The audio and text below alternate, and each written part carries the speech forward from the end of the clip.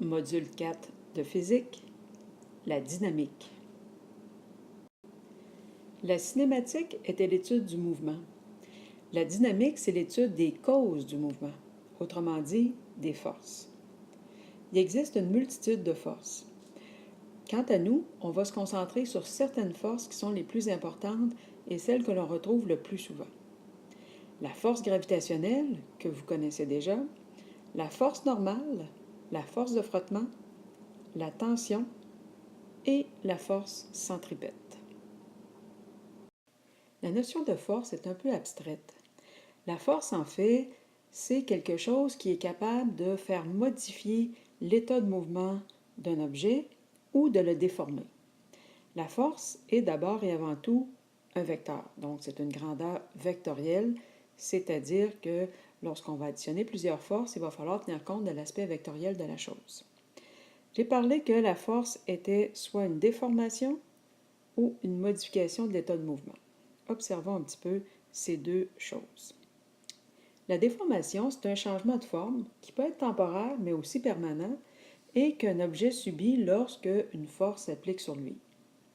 Par exemple, une balle de baseball que l'on frappe avec le bâton de baseball évidemment, va subir temporairement une déformation qui va faire renfoncer la balle par en dedans au point de contact, mais elle va reprendre sa forme rapidement.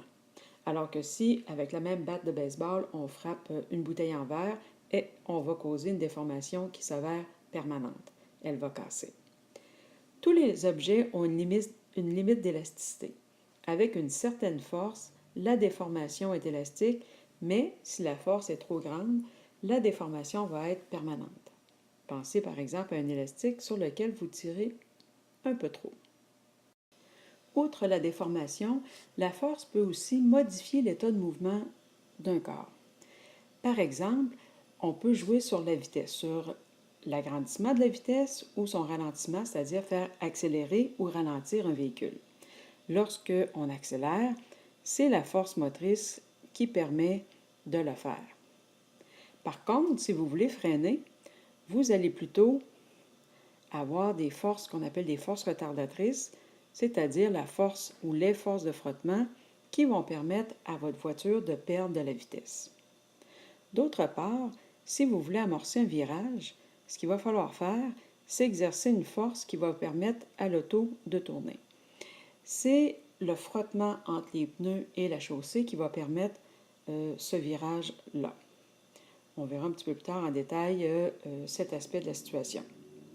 Bien qu'on parle d'une force, en réalité, il y a un ensemble de forces qui s'exercent, par exemple, sur un mobile comme un véhicule. Il faut comprendre que bien que j'exerce une force motrice vers l'avant pour faire avancer ma voiture, j'ai aussi des forces de frottement.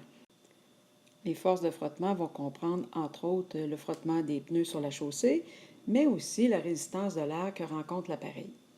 Si ma force motrice est plus grande que mes forces de frottement, le véhicule va accélérer.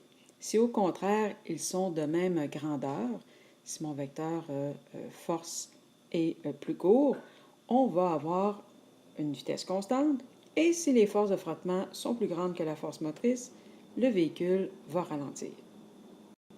Dans le système de mesure international, la force s'exprime en newton. Un newton, c'est l'équivalent de 1 kg/m par seconde carrée. La force se mesure avec un dynamomètre, qui est un appareil gradué en newton.